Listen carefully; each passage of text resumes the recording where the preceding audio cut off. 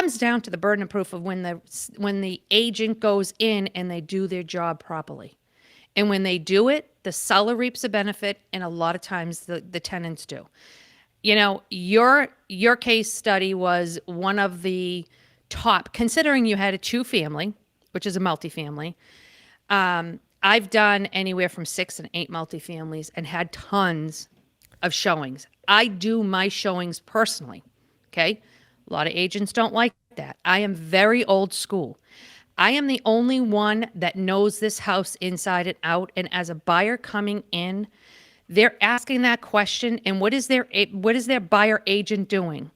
They're looking for a paycheck. They only care about getting you in and out. And in 15 minutes, do you think they really have done the details?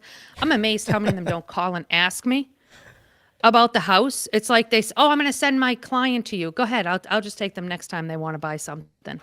You Let know, me jump because in. it's like, Let me jump yeah. in real quick. What you're referring to are the absentee realtors. That's what I call them. Oh, yes. The absentee realtors. And I want to put it out there for anybody considering buying a home. I know we all like to get referrals from our friends, and that's great. But I want to just touch on something that I actually experienced back in 2007 when I sold a house that I was living in. I had a 4,500 square foot house on an acre of land.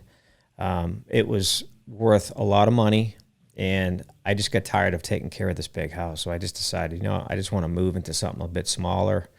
I was over it.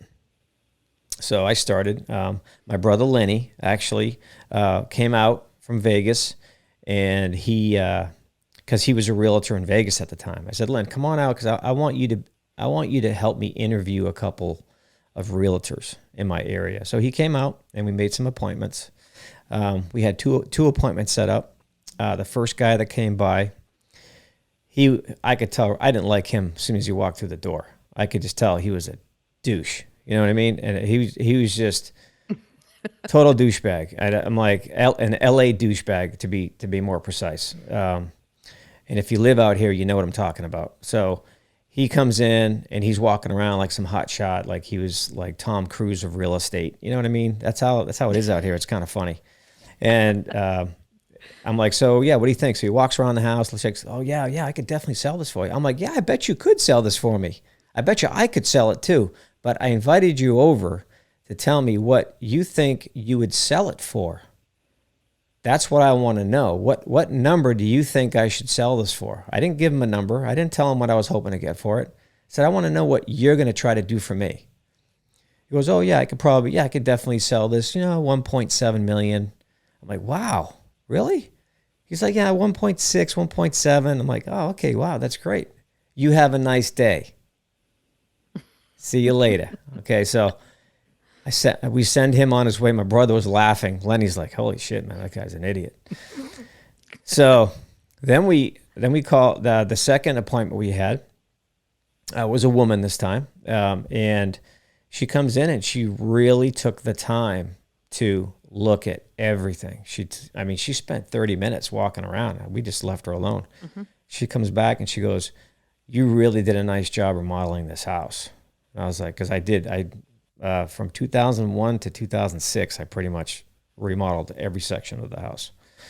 And I spent good money on it, and it was high quality materials, not like cheap baseboards. It was all poplar. It was all expensive stuff. So I know how much money I had into it, and I had a number in my head how much I wanted to sell it for. And she goes, I'm thinking 2 million. I'm like, yeah, I was thinking about 2.1, something like that. She goes, yeah, I could probably see right around there. So me and my brother looked at each other, and that's the realtor we wanted. So the other guy was a volume guy. And the reason why I'm talking about this is to let the people listening know, maybe your potential future customers or anybody else listening's future customers. If you're looking to buy a house, you need to interview your realtor to see where their head's at. Anybody can sell a house, but are they going to fight to get you top dollar and get the right buyers in there? And you and I will touch on that because my first offer was a problem. We'll get into that. Yes, it was. But anyway, that was a real life experience for me. And I mean, that guy was almost 400,000 less than what I wound up Yeah. selling it for. Sure, I could have said yes to him right away, but I would have lost out on all that money if I didn't do my research and do my due diligence and just ask around and get a second opinion. We didn't get a third person because I just felt really good about her. She seemed like a honest, like, and she was, and by the way, she was she lived in that neighborhood, so she knows the houses. And that's another important point for anybody who's considering finding a realtor. Make sure that that realtor understands what you're after. 'Cause I see this every day. You know, people call me, "Hey, can you come inspect my 1916 house?" Sure. I'm like, "Wow, it's probably got a brick foundation. I guess I'll let them know when I get there." Yeah. And then I tell the realtor, and the realtor goes into shock.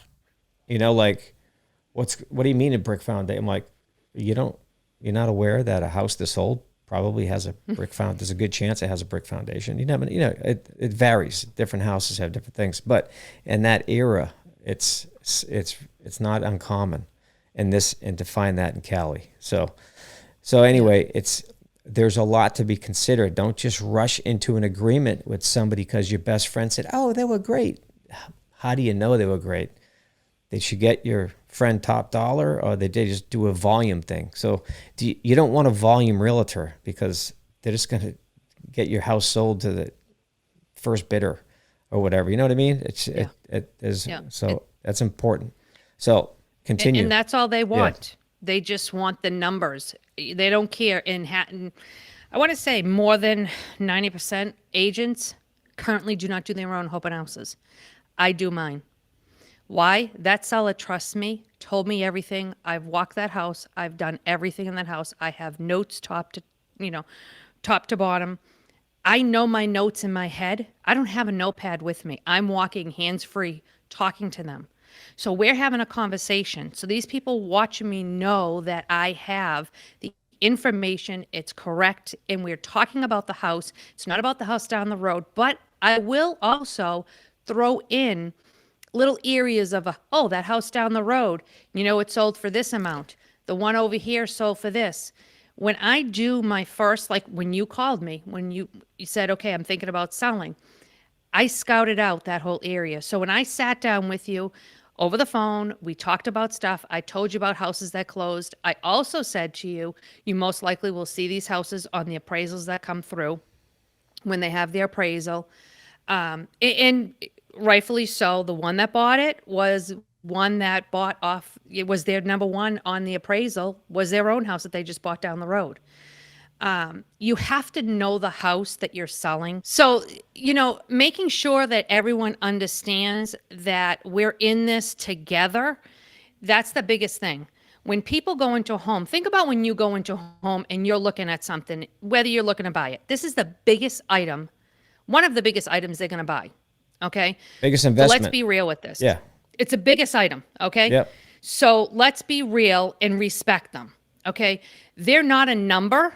They're not, I just got to get $1. They need to know what they're buying at the same time. You have to have the same respect for your seller to make sure they get the most money. You might have the greatest couple that walks through. They're just starting out. They have a great baby. Everything's wonderful. This neighborhood be great. But guess what? Someone that's downsizing is willing to pay your seller more. You have to have that respect. Now, the stories like you and I have experienced when we were selling, I would go back each time after I did X amount of showings, and to say we did 123 showings in 2 days, and both days was 2 hours scheduled, ended up being 3 hours a day. So 6 hours, we did 122 viewings, and that wasn't even an open house one. So we had coming through the door that I personally talked to, walked through, and made sure they understood what has gone on in this home from when the beginning to where it was at that time. Right. And that's something that you need to know. So if you are going into homes with buyers, I look to see, what did this person buy this home like? You know, they may still have the blue bathroom that was there. I will pull those pictures up and show my buyer, hey, look at, they've done nothing to that bathroom. So guess what? Those tiles on the wall could potentially have asbestos in them. Mm-hmm. And they look at you like, oh, what's that? Well, let's talk about it. Let's go in the basement. The nice little rose that's in the middle of the floor. Oh, isn't that pretty in the tile? Yeah, not really. Yeah. If you want asbestos and you want this and you want horsehair, people don't talk about it. They just talk about the pretty walls. Yeah. And unfortunately, that's what a lot of them do. But as a home inspector, I can tell you, my home inspectors taught me a lot of stuff. So when I was going through the process, when I first started, I really just took notes and I would ask them questions. Yes, let's stop say, right there. Hang on. That's a great point. That's a great point because it's really there's so much lack of training with realtors in regards to what the home inspector's job is and is not. There's a lot that's outside the scope of a home inspector. And I really appreciate it when a realtor goes, hey, John, I don't know about this. Can you fill me in? I'm like, yeah, absolutely. I'm always happy to help. But when they just ignore shit and just blow it off and just, oh, really? Oh, yeah, well, they're not worried about that. Well, no, it sounds like you're not worried about that. Like, I guarantee if the customer was in front of me, you wouldn't be saying that. And that's the shit that happens. Yeah. Go ahead. Mm-hmm. No, it's so true because, when I first started on early ages and I had some home inspectors and I would go through and they'd be like, don't worry about that. I'm like, well, I'm kind of concerned and I'm not buying this house. I'm living here. That told me right then and there, you know what? This inspector isn't for everybody. There are fly-by-night agents that love them. And that's okay. Yeah. You can be a fly-by, just give who you want, be a fly-by inspector, be a fly-by appraiser. That's fantastic. But you know what? Let's get to the real soup and nuts because these people are living in this house and it's your name at the end of the day because you sold them the shitty house that's leaking now and now they have mold and their kid's sick. So when you start talking to people like that, they start to listen to you. So I learned that from my home inspector and I took notes and I understood. The funny thing is when my clients will go to the home inspection, the inspector will start talking. I work with a specific company. They're top on list. I have other ones too, but they'll say, my clients will all of a sudden start laughing. And they're going, okay, Sue's already told you all this. And they're like, yeah, they already told us this. But she told us we had to pay for you because you have to write it down for me. And he's like, correct. And then you climb the roof where Sue's not gonna. But you know what? And you know what? I'm an agent. I am not a home inspector. I am not an appraiser. And there are too many agents that think they're a home inspector and think they're an appraiser. I know. And then all of a sudden, when the home inspector goes in and something is wrong, they go, oh, no, there's nothing wrong because, Mary told me that it's this. Oh, yeah, good for Mary. Does she have a home inspector license? And that's what I say directly to them. Good. I'm glad you're a list agent. You got your inspector license too? Because just tell me right now. Because if you do, I want to know what you inspected in this house. Right. So people are passing up inspections. I do not believe in it. I do not believe in it. I will tell my clients, no, to win something, we're not in competition. This isn't a game. This isn't croquet. Let's just roll the dice and figure out what we're going to get. No, I don't want to know a year from now you have cancer because mold was growing somewhere. We can sit here and we can joke about it, but let's get real. Yeah. Because there are too many agents out here that think they're far more than just the agent scope. Yeah, and that's the most frustrating part. Yeah, the people just don't know how to stay in their own lane. So when I'm doing an overview after I just inspected a house and the realtor is there, or usually it's the listing agent that I have to say this to, because sometimes the listing agents will be there, and I'm okay with that as long as they just zip it and just let me talk. But then they'd be like, "Oh, well, really? The roof's bad?" I'm like, "Well, yeah." Then they look shocked. I'm like, oh, so when you inspected it, it was in good shape? That's what I say to them. So my point is, why are you shocked if you didn't do a pre-listing inspection? Why are you so shocked because I just told you something wasn't in good condition? I don't understand the shock and awe. What makes you think that the house you're selling is perfect? It's not. None of them are perfect. I see brand new construction that is just a mess. I mean, Yep, it's a shit crazy the shit that they do and they get away with. You know, the building inspectors drive by in their car and wave. You know, they don't even come in. It seems like they don't even come in the house and take a look around. So it's my message to realtors is just simply this: be prepared. Research the house that your client's trying to buy. If it's an early construction house, like, you know, 1800s, 1900s, you know, late 18, early 1900s, you really need to understand that you are walking into a foundation that is probably over 100 years old. There's going to be problems. Why? Because all these years that have gone by, no one's paid attention to the foundation. It's just people that live in houses are not supposed to know how to build a house. We should be taught how to live in a house at school, I think. We should know how to check for a leak under a sink in school. There's things that they should have taught us in school about houses, because you know what? We're giving you kids an education, and then hopefully you're going to get a job when you get out of school. And then with that job, you're going to make money. And then you're going to experience the American dream. You're going to buy your own house. You're going to live in your own house, but they don't teach you that in school. Isn't that kind of weird? I think that's kind of strange. Yeah. Now that I'm in my 50s, I look back on that and go, wow, that would have been some good information, like, you know, financial information. Like, you know, if you save your money, you can buy yourself a nice house. And like, maybe nowadays they're doing that. You know, I don't know.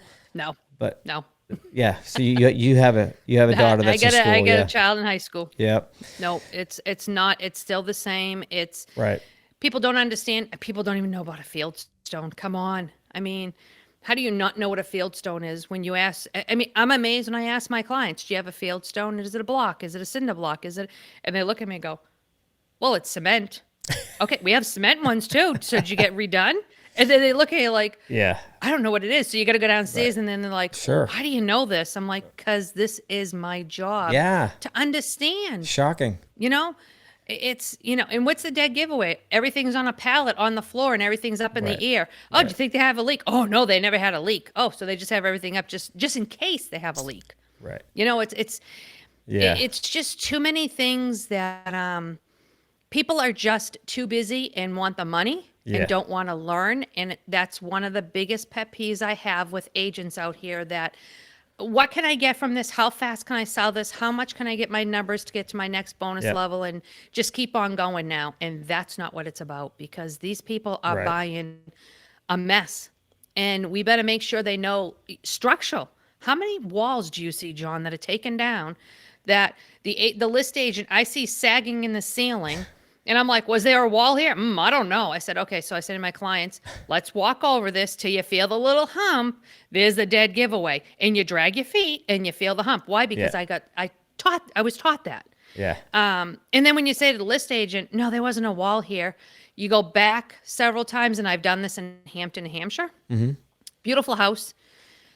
Big hole, like in the walls, buckling out. And I'm like, there was a wall here. Oh, no, she's fighting with me. I'm like, okay. So I came home and I pulled up the previous before this homeowner purchased, and there was a wall there. So I sent it to the agent. I said, just so you want to know, in case you get sued on this house, here's the old listing. There was a wall there. And she went, oh, my God. I'm like, and oh, by the way, there was also a fireplace where I told you there was one, remember? And she's like, oh, I didn't know. I'm like, but you know, the easiest thing was, it was all on MLS. You just had to pull it up. But it's not taking the time. Man. They just want the dollar. It's so hard to push that little mouse and just do a little research. You know what it is? To sit there. Okay, you and I are going to do it because we respect our people that we work with, to take that little extra time to know what we're buying into and how we're going to sell that house.